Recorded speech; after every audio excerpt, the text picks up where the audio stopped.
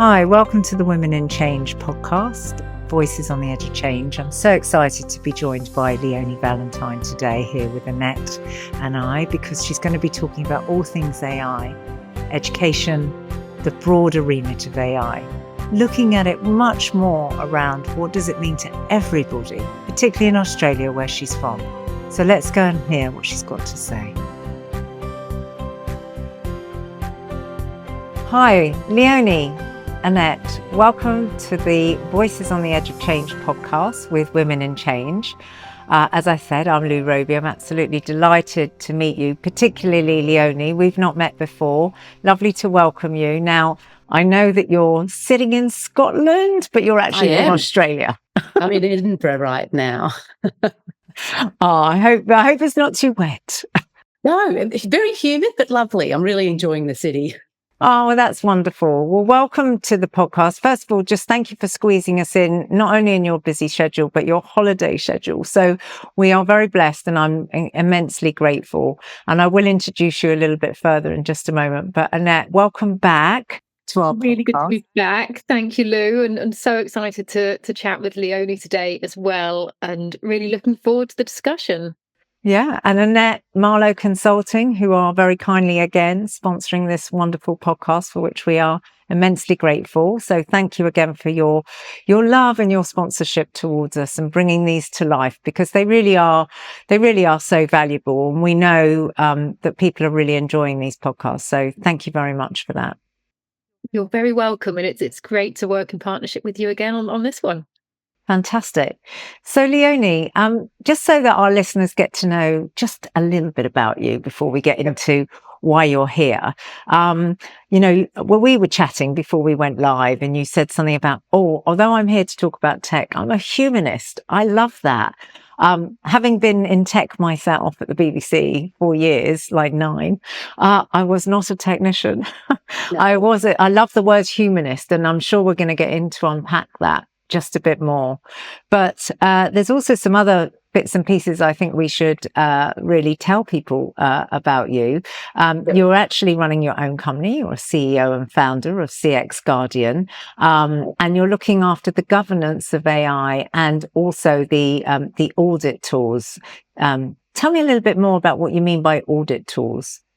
So what we're trying to do with CX Guardian, the idea was you actually need guardrails, governance and guidance to be able to speed up your AI developments. So the things that we noticed in Australia in particular, a lot of corporations aren't speeding ahead with AI because they're worried about risk. Okay. And worried about risk because they don't actually have the governance guardrails and guidance to be able to say, hey, this is actually going to benefit our organisation. This particular use case probably needs a little bit more work for us to understand the potential risks, things like data leakage, the type of model that might be being used.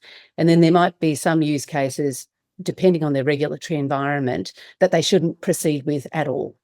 And so that was the heart of the organisation, was to try to think about how we could provide that governance, guardrails and guidance for organisations so that they could speed up their AI developments, and particularly those that relate to customers and digital deployments, because that's been my background for the last 25 years. Okay, that makes much more sense then. And also, you have a background at Google, which is very exciting. So that's going to be interesting to hear. 7.5 years, I believe, at Google. Yeah. In Hong Kong and Australia. I was part of their team for the ads business. Fantastic. I loved it. Oh, that's brilliant. Well, we'll look forward to hearing about that.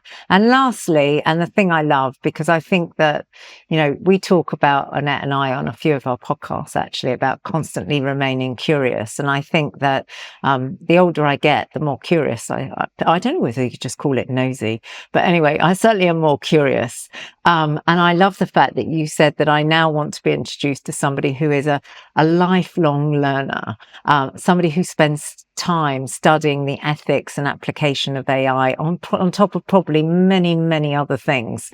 But I think we're all going to have to talk about education and how we get educated. And I hope that these podcasts go some way now to helping a lot of people really get to grips with what we mean.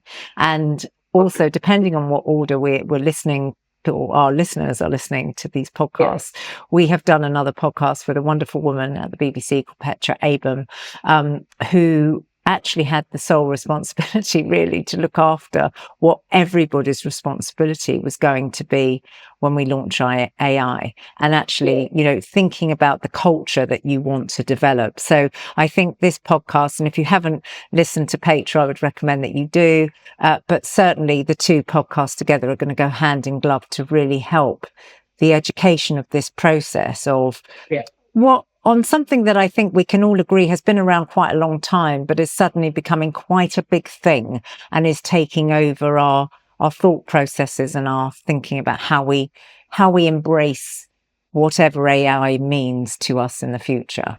So I'm going to really just hand to Annette now, because I know she's itching with her first question, and for us to get into the bones of why you're here. So thank you. So, Leonie, it's so good to see you again. It's been 10 years, I think we worked out, since we last actually maybe saw each other. I think I saw you briefly after that. But it's just, great to chat about where your career has moved on to.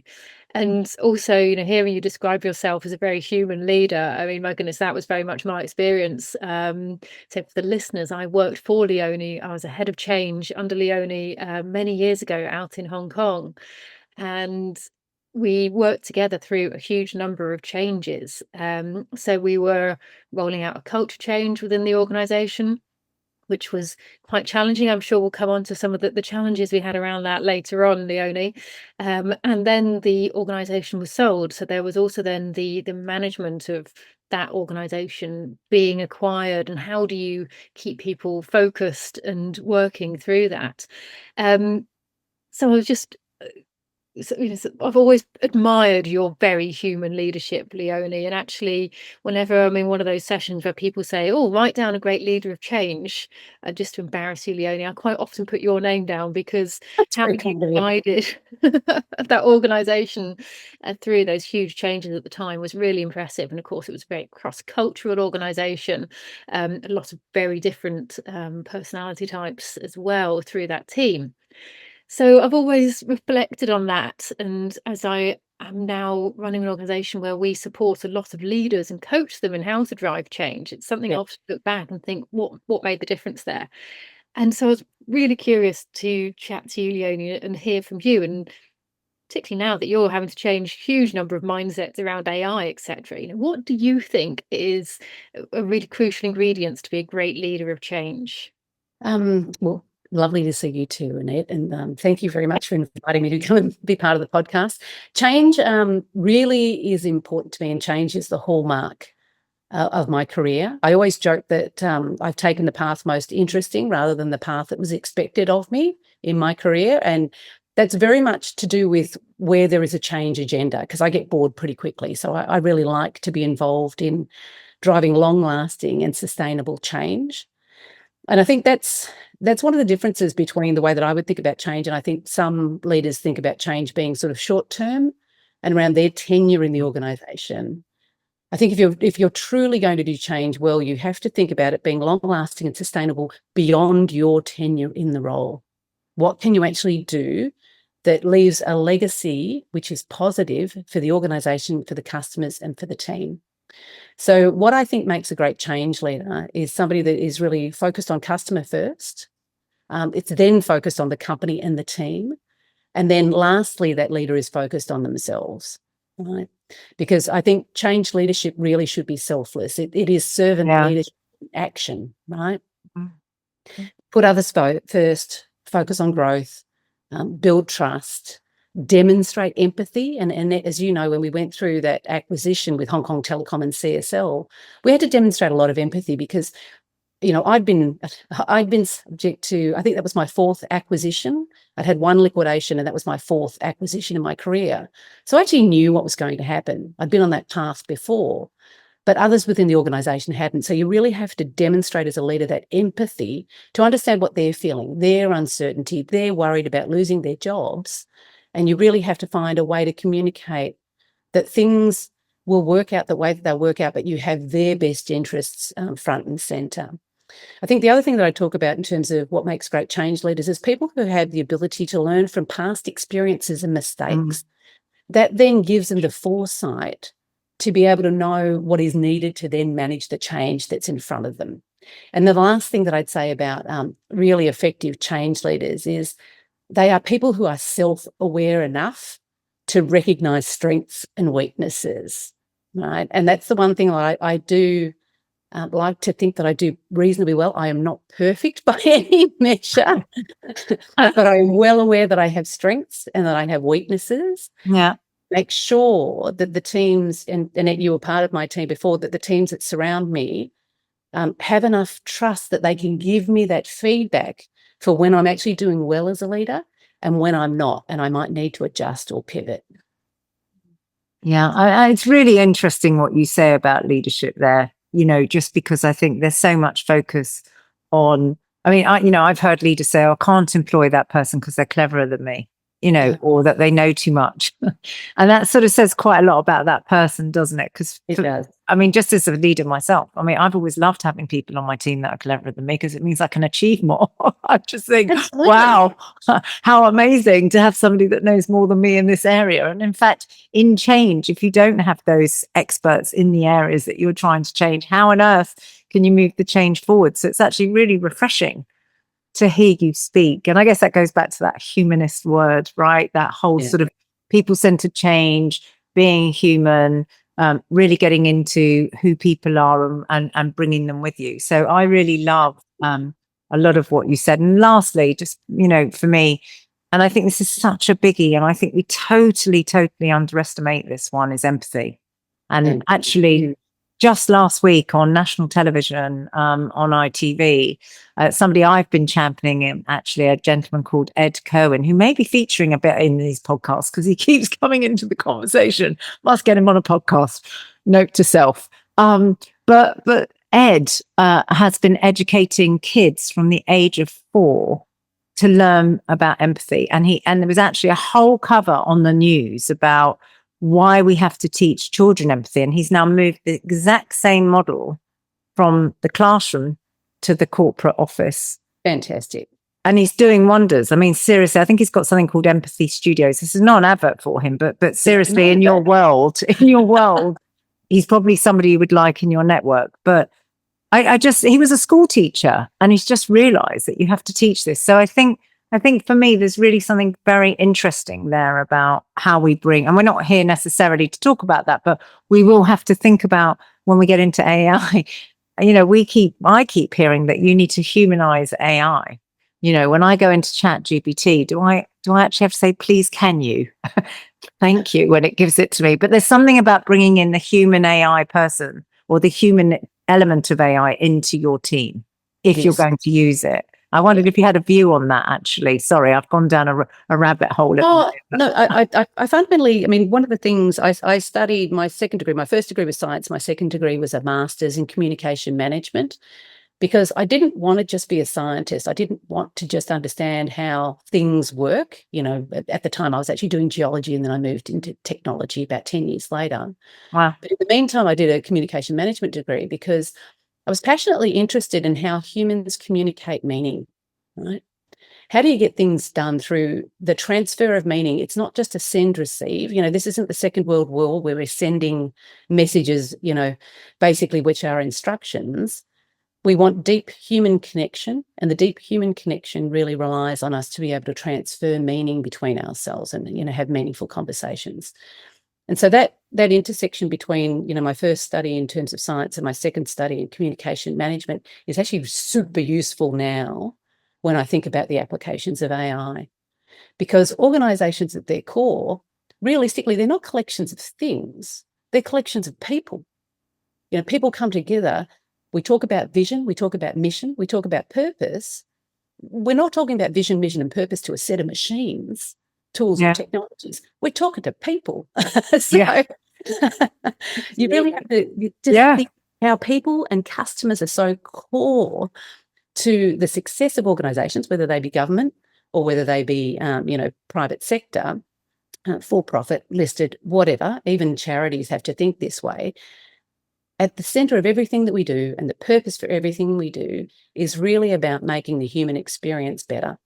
And so that's why, I'm passionately interested, yes, in the ethics and applications of technology, But something is only useful when it actually gets used by a human.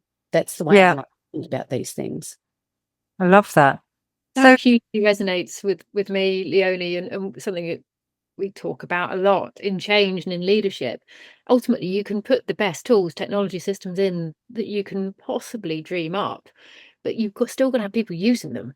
Absolutely. And they're using them in such a way that they are delivering the purpose, the vision, the mission of that organisation. And I think what we're seeing as well is people are more and more purpose driven in their careers. They want to work for an organisation that has that really clear purpose. And those tools and technology should be helping them to do that rather than that being the full emphasis. And that really resonates. 100%. I think that was one of the most interesting things about joining an organisation like Google, where they're very purpose-led, but also they're very diligent in the sort of hires. So the people that they bring into the organisation, whether they're graduates or whether they were senior people like me, they're very tight on their hiring processes. So they end up not with a group of people who are all similar in terms of the way that they think, but they end up with a group of people who are very concerned about benefit for humanity, who are very purpose-driven. And I would meet, 20-somethings in my organisation who had already founded schools in places like Bhutan with their own money. Wow. It was so awe-inspiring to be able to work with such a group of young, connected people who were not just purpose-driven around what the organisation wanted them to do, but also purpose-driven around what they wanted to do in their own lives, the impact and the lasting changes that they wanted to make, because they fundamentally, obviously it comes back, Lou, to empathy. But they were so purpose-driven that it translated not only to what they were doing in my team with customers, but also to how they thought about leading their lives and the legacies that they could leave based on their personal interests, whether that was, education, whether it was technology, whether it was startups. So they had all of these other interests. And Google was great in terms of allowing 20% time for people to pursue these projects. They didn't have to be company related. I mean, that's quite an example. Well, it is a great example, and it's really interesting because we had our first ever Women in Change Awards this year, which again, Arlo were one of the sponsors. But the woman who won the overall woman award. So you went through you became a finalist, then you won, and then you went into another group where you were up against 10 other women, right? And the woman who won, I mean, blew us all away. I just 29 years old, 29, right, up against people, dare I say it, in their later life, we'll say at this stage, and she was literally doing as much as she could for sustainability in the most male-dominated industry of shipping. And her purpose, and she'd raised something on her own at 29, she'd raised over £2 or £3 million to kick off her business herself to do this and to drive major, big shipping names that you could reel off your tongue to change their ways. And I just think her father was in the audience. It was just so beautiful to see his face every time we called out her name, but it was just 29. So I really get that. I think we're seeing a world now within, the upside of the internet, the upside of information is that where you really want to do good and really put power, you are seeing younger people being able to make much more impact, I think, because of that. 100%. But one of the, sorry, Annette. Not a little rabbit hole here, but coming back to that empathy piece and the leadership, I think something that you do see is the stress reactions to change, and you see it right from very senior leadership through an organisation. And I think we saw some of that ourselves, Leonie.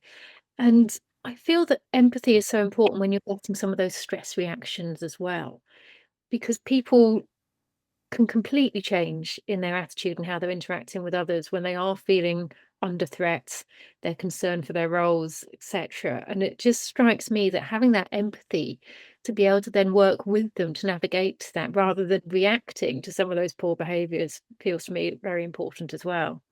Well, there's a couple of things in that. I think, it is extremely true that people under pressure revert to type, right? Yeah.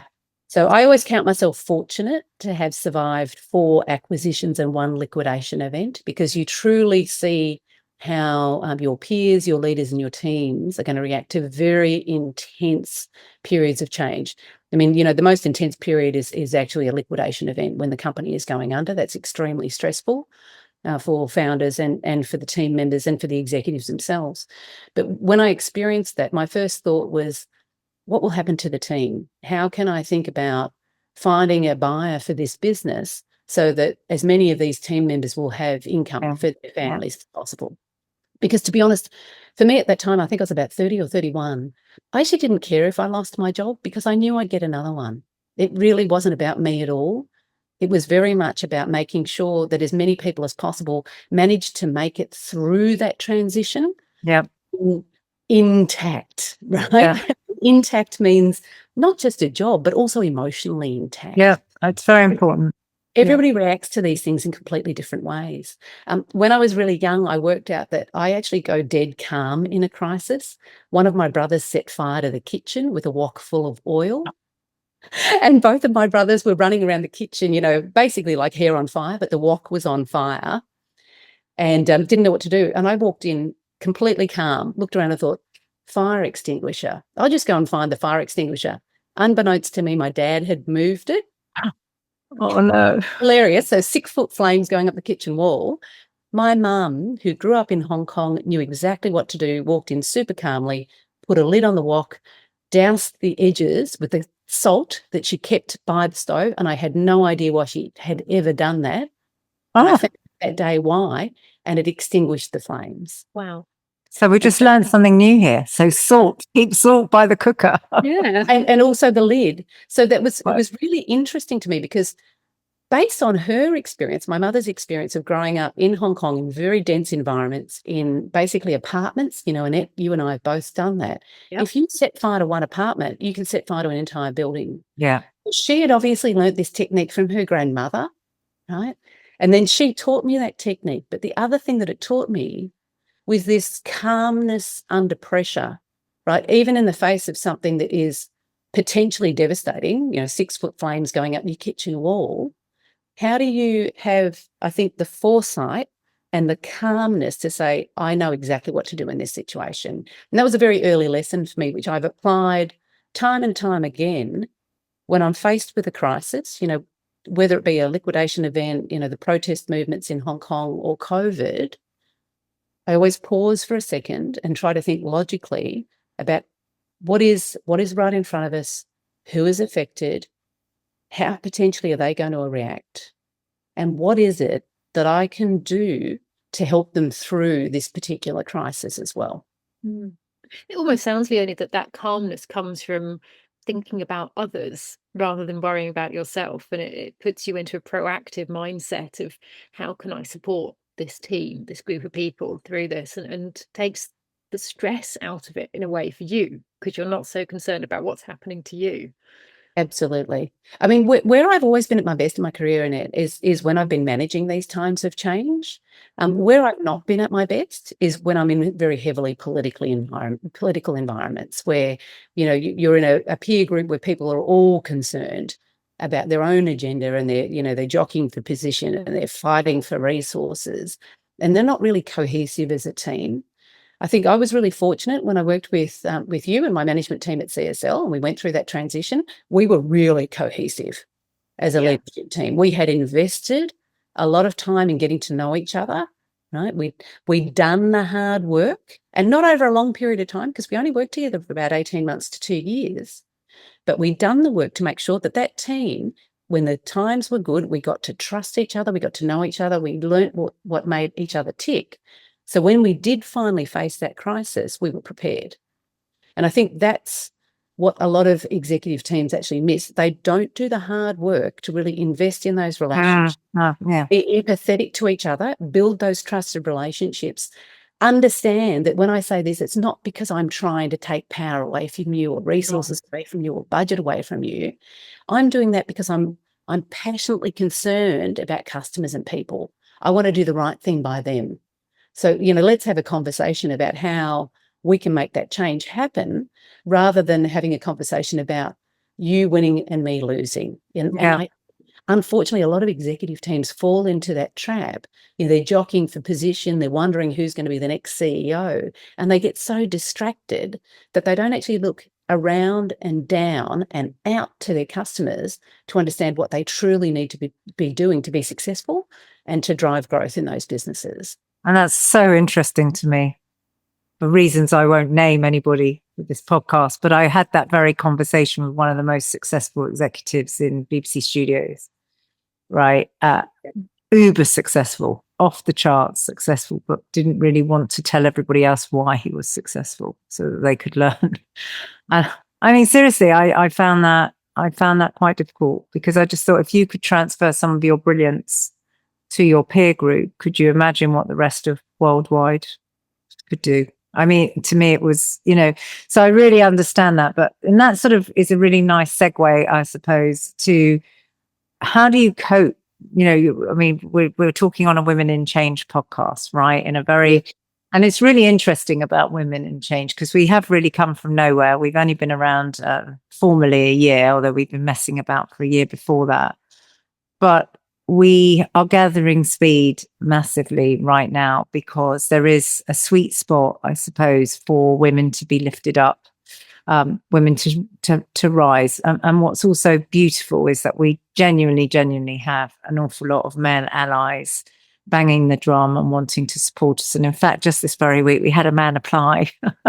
He couldn't find the application form to become a male ally on the website, which I just thought was so nice. So guess what's coming this week? But I've worked mainly in a very male-dominated experience in my life, and I'm sure Annette has. Tell me, how do you, because in technology, maybe not so much now, but certainly in the earlier days when I was doing things like BBC iPlayer and other things, all men, I was like one in 50, I would say, within the room. How did you navigate during your time? I mean, now you've got your own business, but how were you navigating the boardroom and other places with such male-dominated environments?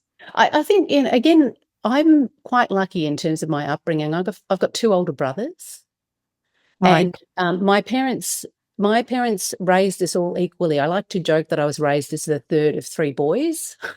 So yeah, I have three brothers, I will tell you. And it does actually, and as the youngest, it made a big difference. There was a lot of stuff that I actually did not want to do, right? I didn't necessarily want to go hiking for hours on end or climb that particular rock or do, some of the scary things like learning how to motorcycle, etc. But it was one of those things that my parents kind of just expected that whatever my brothers did, I would have the same opportunities and I could do that as well. And so when I started my career, I went in with this probably quite naive attitude in the 1990s that anything you can do, I can do. But I was also very, very lucky. In my first job, I started with BP as a graduate trainee in marketing, would you believe? I graduated geology and joined BP in the advertising and sales promotions department. So my very first boss was actually Malaysian, Chinese and English. So mix. Like me. Yeah. So I'm Eurasian. So my very first boss is also Eurasian. Big tick in terms of, actually understanding our backgrounds and where we came from. So that's awesome to be able to see someone who's like you. But he was also fantastic. He had a real calmness about what it took to be successful. And he would give me advice, when I had those moments where I wanted to run really fast or people were getting in my way and I couldn't get things done because I was kind of my way or the highway in the earlier part of my career. I'm very energetic, very extroverted, and just didn't like people stepping in my way and trying to block me. That's the way that I thought about the world when I was in my 20s. And he would say, Leonie, look, the only difference between you and me and the general manager of retail is it's a matter of time, right? And over the years, what I worked out, it's not just a matter of time, it's a matter of also patience. And I think when I moved to Hong Kong and when I met Annette, that nearly 10 years that I spent in a completely different environment, a completely different culture, really taught me the power of patience, the power of leaving a little in the tank, actually having not all of my effort expended on everything that I was doing, but having the capacity, something left in the tank to be able to handle those situations that other people can't handle, right?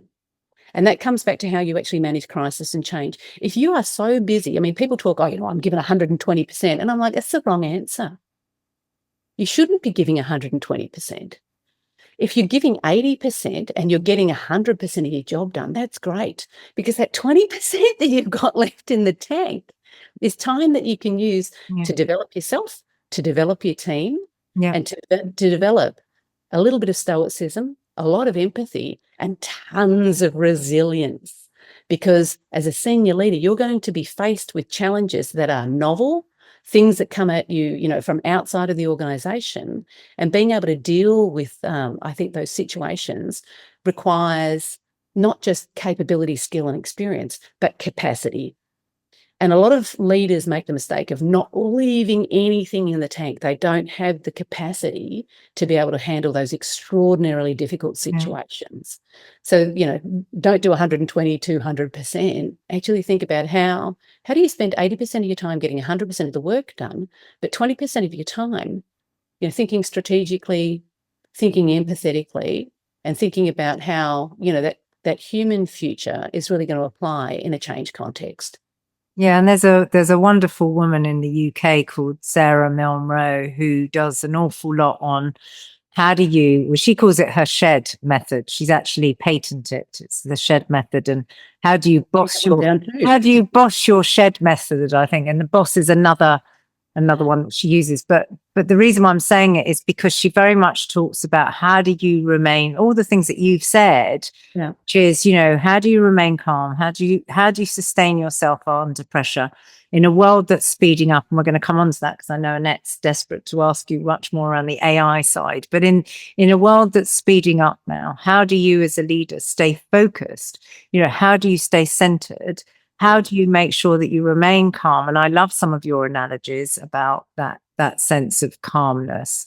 But also, how do you do right by your team? And if you're the one that's not well and grounded and thoughtful and holding some time back. And actually, I remember, when I did a lot around helping leaders understand change at the Beeb. That was very big job of mine in the last year. And I just remember saying, and they said, oh, no, I haven't got time to do all this. I'm doing this and this. And I said, it's not, this isn't extracurricular. This is part of your job. You should, 10% of your time or even 5. If you take an hour out of your diary to go read something that's going to help you do something quicker, faster and smarter, that's actually allowed. It's not that it's not allowed. It was almost like, that's not what I do. I do all these things. So really valuable lessons there. And I think that's one of the other things I like to say. Time is the only thing you'll never get back. Right? Yeah, right. It's the only thing you'll never get back. So, we spend money effortlessly these days, right? But you want to spend time really carefully and purposefully, because you'll never, ever get that time back. So where are you investing your time to make sure that it's spent on the right things? Right? And as a customer-centric leader, I always think about investing that time for customers, for team, for company. And then lastly, obviously, I want to spend a bit of time on myself. And I would always say that my family, my husband, the things that I love to do, particularly friends, super important to me. Yeah. Yeah. And I often joke I have only 2 passions or hobbies in life, and that's people and innovation. So I collect people. I have a collection of friends around the globe that I can rely on for support, and I love that. And innovation basically is my other hobby. Oh, that's fine. Well, let's get into innovation. I think that's thank you again, because anybody that knows me well knows I always love a segue. So I just say, I couldn't ask for a better one then. If honestly, if Jonathan Lampon was listening to this podcast now, he would be falling off his seat. And if you are listening, Jonathan, you know what I mean by that. But seriously, Annette, I know that you wanted to get into a few questions around what you've been talking about with your clients and Marlowe and AI. Well, yeah, I don't think it's just about Marlowe and clients. I think it's something that we hear about in our day-to-day lives almost relentlessly, it feels like sometimes. And we're all about people and helping people navigate through change. And a question that we get asked a lot is, well, actually, how can AI help with some of that. Yep. And that's can be just the actual mechanics of how do you go through a change management process? How can AI help with that? Which is something that we've been talking about quite a lot. But also, actually, how is it going to impact the workplace? And how is it going to impact society as a whole? Because potentially it really could have a huge impact. And I think for me, that there's an element of taking some of the graft out of the workplace and just relating it to that last conversation. I feel it has the potential to give people that 20% where they are working on themselves, that, you know, they are able to spend the time thinking. But I think for some people, that's quite a scary thought. So I was just really curious, Leonie, because you are much, much closer to AI than I am or than Lewis. And how do you think it's going to change the workplace, but also potentially wider society? What are you seeing in the trends? Yep. So there's a couple of things. I'm a big believer that benefits outweigh risks, but benefits outweigh risks when you make sure that you've got the right people actually trying to build those business cases that drive benefit, but also the products or tools that will deliver those benefits. So you've got to make sure that you've got diverse teams, you're inclusive across the organisation, and you're trying to solve the right problems. So that's one, benefits outweigh risk. I think one of the other things about AI, there's a lot of misconceptions about AI, and this is not new around generative AI. I mean, AI itself is not new. We've been talking about AI since the 1950s. And one of the things, or actually one of the references that I found, which is a very early reference to AI, is a Katharine Hepburn film called The Desk Set. And I often talk about this one. It's a 1957 Hollywood production, and it's about Katharine Hepburn and some other women in like the secretarial pool who rise up against the machine that's going to take their jobs. Oh, wow. Right? Spencer Tracy, Katharine Hepburn, hilarious. I'm looking that up. Also the love story, of course, Katharine wins at the end of the day. But the misconception around AI is that AI takes jobs. AI will replace tasks. If you do AI properly, you're looking at a task level, not an entire job level, because how do you describe the entire job that somebody is going to be doing? Yeah. If their job is only one task, right, that job has probably already gone through automation. Robotics replaced a lot of these jobs. If you think about the Henry Ford T-model Ford factory line and how he innovated in that industrial revolution, production lines, and you did one job over and over and over again. You had a tea break and then you went and did the same. This is how we got RSI, right? Repetitive strain injuries. Those jobs have been largely taken away through the age of robotics and through really, really interesting productionizations of manufacturing plants. What we're looking at now is AI and Gen AI being applied to different industries, and in particular, it's mostly talked about in knowledge workers, so in the white collar. So we're seeing huge changes in terms of how lawyers, accountants, and consultants are now thinking about the work that they do and how Gen AI is going to actually empower them to spend more time on media problems, more time with clients, understanding what's to be solved, and more time in critical thinking. So you really have to think about how Gen AI and those tools in a knowledge worker context can look at specific tasks which are mundane or routine and repeatable. We take those tasks away. We're commoditizing knowledge. In the past, we used to say that knowledge was power. With AI, knowledge is no longer power. Rote learning is not going to get you further. Yeah.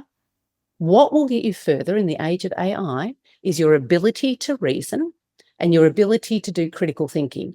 You must be able to join the dots. You must be able to think outside of the boxes. Whatever the AI can actually tell you, it gives you summaries of things. That's great. Is that useful? Does that apply to the problem that I'm going to solve? Is it actually credible or reliable? So we're going to have to rely on human intuition, human empathy, right? Human reasoning, human cognition to be able to make the most of these tools. It's not a simple matter that AI replaces jobs, it replaces tasks, right? And it also really heavily democratizes and commoditizes knowledge. So we're going to have to really make this fundamental shift in our education, even of our kids, to reasoning and critical thinking. I can really understand that, having again, stepped out of being a public servant for 25 years into running 3 startups now. Because I got through work in the summer, Leonie, that I would have never have been able to do on my own if I didn't have the AI tools. And as a dyslexic individual, also to be able to send things to people now without having to have somebody check it, because I can ask AI to correct my spelling, my grammar, and make it all look beautiful and make it sound more empathetic or make it sound more salesy or whatever it is. I mean, it doesn't really matter, right? It's all my knowledge, it's all my words. It's not actually, I've been blown away because I was never allowed to use it at the BBC. I've been blown away in how much it can actually enhance my life, actually to do more. And it goes back to that 80-20. And Annette will know because she's been watching me. I have achieved so much over the summer, genuinely, for women in change. I never would have been able to do if it wasn't for AI tools. So totally get what you say. And I love what you also say about how we need to apply the ability to the reason and critical think around that. And that bit about what has it given me? What have I asked for? Is what it's given me correct? Am I actually going to say the right thing? I mean, I think that's so important. And I'm not sure, again, I suppose what I'm bringing in here is the education program, because I don't think we haven't got a lot of time left, so I apologize, but just a little bit on education, because again, I don't know whether anywhere in the world yet, maybe this is something that you're thinking about with your own business, and I'm sure you are, but because I know, again, just before we came on the call, just to put this into context, you're not just talking about people in desk jobs. You were talking about that you're now doing another role on top of this current role, where you're actually going out and working with the government. Is that right, in Australia? And you're doing a big education program, which is fascinating to me because I do a lot in education anyway. But that bit about that it might hit a farmer, it will hit other people in shops. It's not just going to hit people that sit at a desk. I'm really interested in that a little bit more about where is it going to take us? Anyone in the world, how are we going to have to receive this now? So the federal government in Australia, through the Department of Industry, actually put forward a grant of about $17.5 million to establish what they're calling Adopt AI centres across Australia. The organisation that I'm working with was lucky enough to get a grant of about 4.2 million Australian dollars. And they are the Australian Regional AI Network, right? So they're going to be based in regional Australia. They're based back in my old stomping ground of Gippsland. I'm actually a Gippsland girl. I grew up in a small regional town.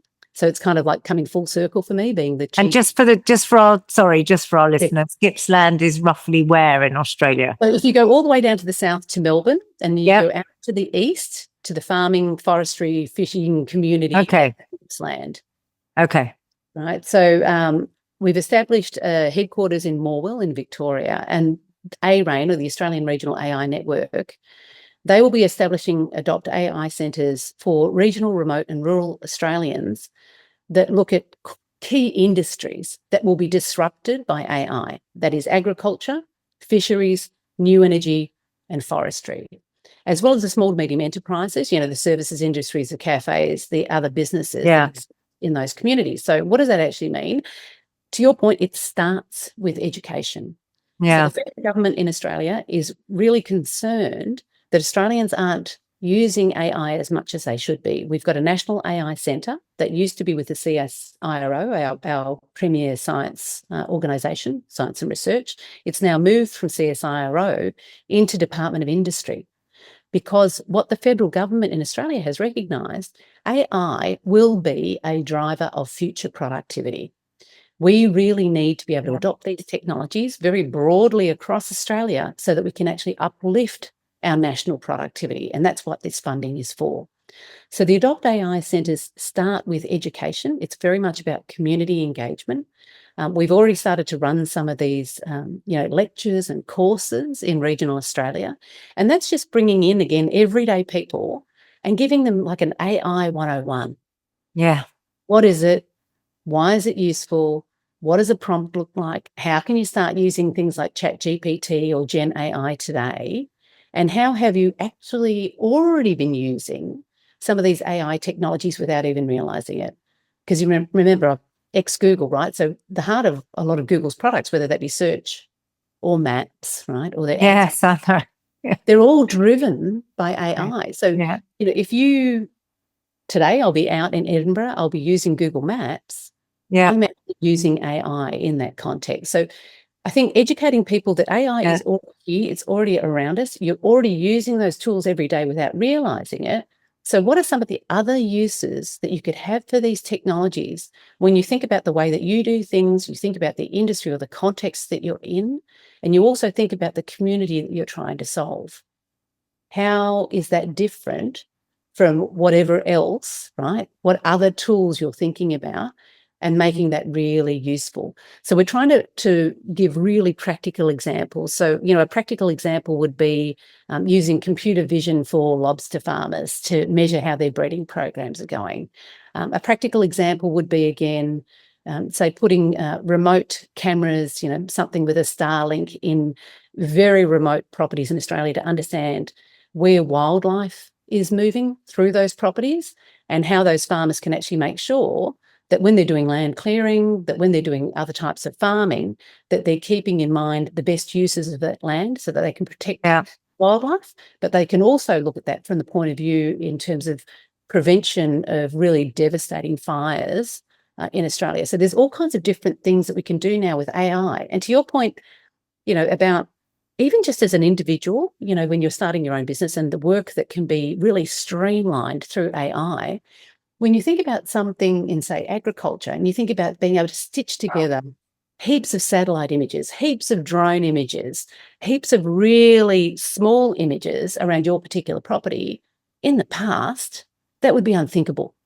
Yeah. There would just be no way that an individual farmer would be able to access the technology because it would be so expensive for them to do. What we're finding now with this next generation of AI products is that they're becoming more affordable. So that's the other thing that we're trying to do with ERIE, is to provide these really simple examples around particular tasks that can be done, microclimate evaluation at a farm level, and then inspire those people to think about other ways that they could use AI. So very much about education, very much about exploring what those technologies do, then evaluating whether any of that is useful, practical, responsible, right, and affordable for that individual or organisation, and then looking at the engagement with a variety of partners. So ARAIN in Australia already has about 28 partners from very large organisations like Telstra and Aussie Broadband, all the way through to smaller education facilities in Gippsland, like GippsTech. And in between, we've also partnered with the university sector. So, Fed University, for example. So we've got this fantastic, I think, community of partners who also want to be able to deliver for regional remote Australians. So that's something I'm obviously very passionate about. I can hear it. I'm feeling the passion. Yeah, and I find it absolutely fascinating because it's taking technology, as you say, on a very small scale of what it can do for an individual, but how that then adds up into something which could have a huge positive impact on the entire environment, sustainability. Coming back to the start of that conversation about being very purpose-led in activities, it's taken that and saying, how do you really make that real for people? And there's so much of that which would then apply into other workplaces, into other industries. It's not a unique problem to regional Australia. I just find it absolutely wonderful. And are you doing work with them on that sort of critical thinking and reasoning piece as well that you were talking about? I think we will get there. In the first instance with ARAIN, it's very much about what are the existing use cases and the future use cases, and what are the tools and technologies that we can apply today, to basically get us a quick start. Because I think it's a 4-year program. We really want to make sure that we've got impact for those regional Australians. But it comes back to that fundamental thing about change, right? And, you and I have been through a lot of programs where we've looked at very large technology implementations, which I'm always very skeptical of if they don't have robust change around them. Yeah. Because fundamentally, people won't use tools because they don't actually care about how that tool works. They only care if it works for them. For them. Right? For them. Absolutely. And a lot of, I think a lot of leaders, a lot of technologists and engineers forget fundamentally I But couldn't agree it's more. in the power of the user's hands that tool will be successful. You can build the best widget. You are not successful until that thing gets scaled usage. And being able to translate, being able to educate that is actually really critically important in the age of AI. And it's, I think you're preaching to the converted, but funny, Yeah. exactly the same thing to somebody about rolling out ChatGPT last week. Yeah. You have to just find ways of people Yeah. give it a go. Go, do you know what? This is all right. I can use this. Okay, and then build it up and do that sales job for them. Absolutely. So then this is it. The last point I'd love to make. This age of AI really reminds me of 20 years ago when we were always talking about innovation, right? So I got my first innovation titled job in sort of 2002, 2003. And at that time, we talked about ideas from everyone, everywhere, right? That's how we were going to drive in the organization. We were going to remove waste. We were going to focus on customers. We were going to grow our revenues, right? 20 years later, we're talking about AI and Gen AI. It's fundamentally the same thing. Mm-hmm. When we talk about use cases, as opposed to talking about ideas, we are really falling into the trap of talking to technologists. The average person in a company or in an industry like agriculture doesn't understand use case, but they might have an idea for change that benefits them.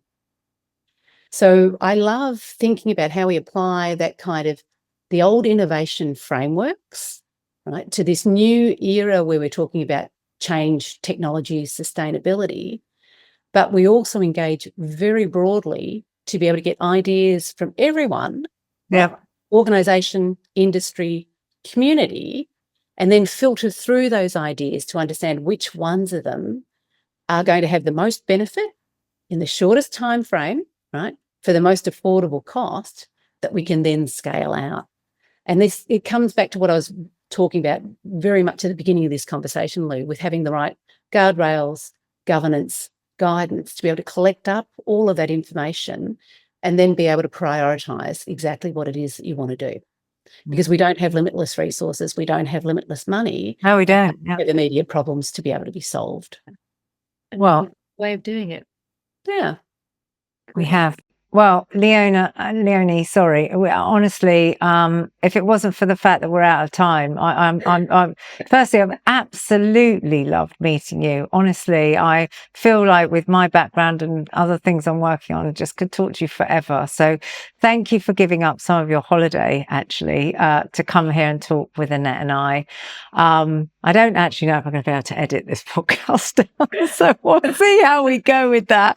Another challenge for the wonderful Leo at Dubai Media. But thank you so much for being involved with us today. We're hugely grateful. And I know that there will be many benefits for our listeners. I guess just one very quick question. If you could put a challenge out to our listeners, what would be the one thing they should go away and think about now? What would you be saying? And I'm putting you on the spot. I know. I'm sorry, but I think it's everyone's grappling with this now, right? I don't think there is anybody in industry and business now that isn't grappling with something around AI. What's the one question they should ask themselves? I actually think they should think about benefits outweighing risks. So embrace the opportunity, be curious, and make sure that you've got the right people around the table having the discussion about why a change that's powered by AI will actually make any difference to their business, right? And really challenge yourself around that thinking. Because even, some of the scaled efforts to use something like ChatGPT across an organization, they're losing strength over time. We're rolling out things like Copilot from Microsoft, but it isn't getting the kind of long-term usage that those organizations are anticipating for the cost, because they haven't yet done the work to understand how people in their organizations want to engage with these technologies. So they have to be very curious, and they have to make sure that they've got the right people around the table. And I'd encourage them to go broadly in their organization and find those people. It's not the obvious people that are already sitting around an executive table. Yeah. No, I agree. You really need a broad cross-section at multiple levels to be able to drive long-lasting and sustainable change, which is powered by AI. Wonderful. I'm going to leave it there. Annette, Leonie, thank you. Absolutely wonderful. Thank you. Great to see you both. Gosh, that's a lot to unpack in this podcast, isn't there? My goodness, quite a lot of reflections. I think the first one for me is leadership. She talked a lot about what shaped her leadership, how her leadership had changed throughout her tenure. She also talked about how she stayed calm under pressure with the example that she gave about her mother, especially during that fire in the kitchen in Hong Kong. She also talks about her tenure. She's asked how many of us as leaders think past our own interests, think about the interests of the company, the business, and putting that first. She went on to talk about empathetic leadership, something we've talked about probably on almost every podcast that we've made in Series 1, and something that comes out a lot. And my reflection is that we've had to think a lot about empathy, particularly after COVID. We know more about the people we work with, we understand more, and we have to be more empathetic. She talked about becoming a customer-centric leader, focusing on what the customer wants, putting the customer first. How do we talk about our customers? How do we think about them? Where do we put them in our thinking? Do we actually put our customers at the front of mind of everything we do, particularly in tech changes? I know my experience, certainly working in tech, has been a lot of people just thought about getting the tech out there. But how do you really think about the end user, the audience, the person adopting that level of change? What's in it for them? Why are they going to have to adopt it? Why are you rolling it out? What are the benefits?